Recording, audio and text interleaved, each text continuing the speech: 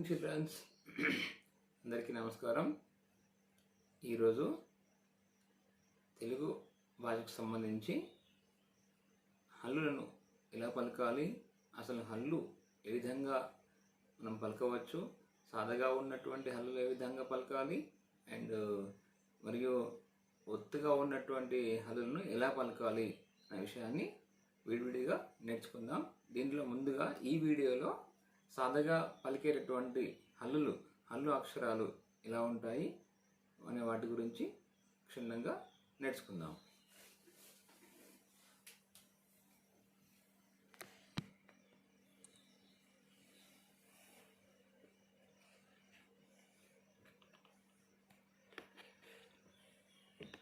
చూడండి,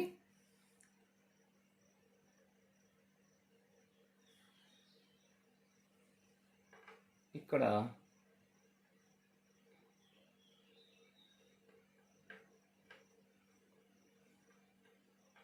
నేను మీకు కొన్ని అక్షరాలు చూపిస్తున్నాను. ఉదాహరణగా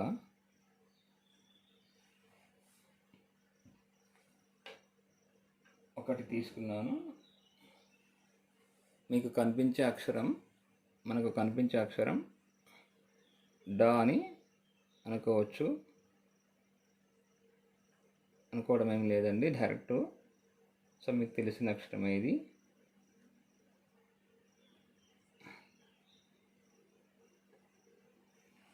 మనకు కనిపించేటటువంటి అక్షరం డా.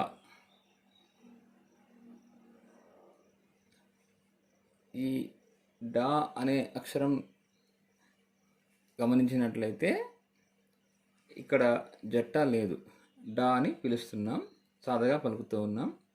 అలాగే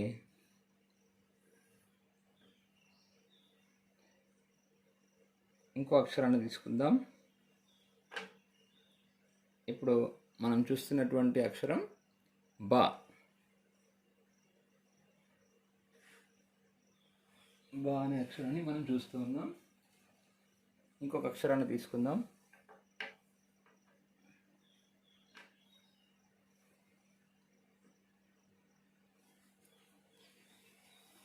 ఇంకొక అక్షరం ఏంటి అంటే జా. జా అనే అక్షరాన్ని మనం చూస్తూ ఉన్నాం.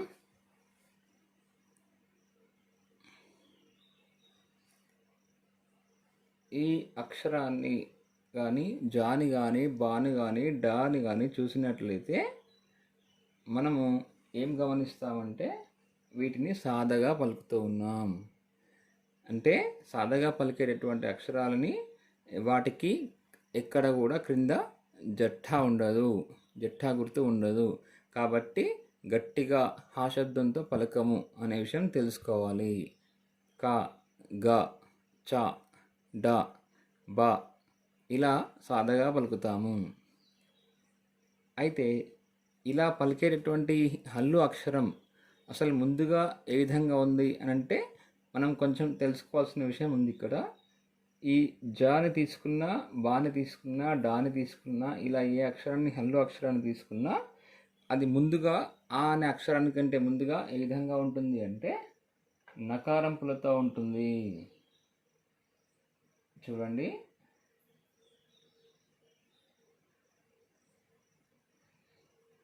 ఇలా ఉన్న తర్వాత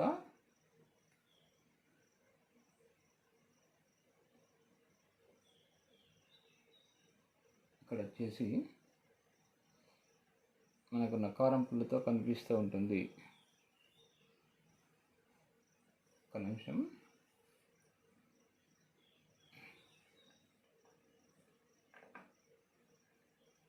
ఇలా మనకు నకారంపులు అనేటటువంటిది కలుస్తూ ఉంటుంది అనే విషయం తెలుసుకోవాలి.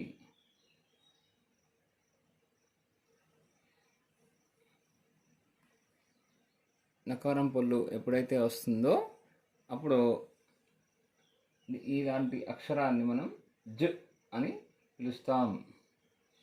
అంటే నకారం పొల్లు ఉన్నప్పుడు అక్షరాన్ని జా అని పిలవకూడదు. జా అని పిలవకూడదు. జా అని పిలవకుండానే మనం జ అని పిలుస్తూ ఉన్నాం. అదేవిధంగా బాని తీసుకున్నట్లయితే బాకి నకారం పళ్ళు మనం కలుపుతూ ఉన్నాం.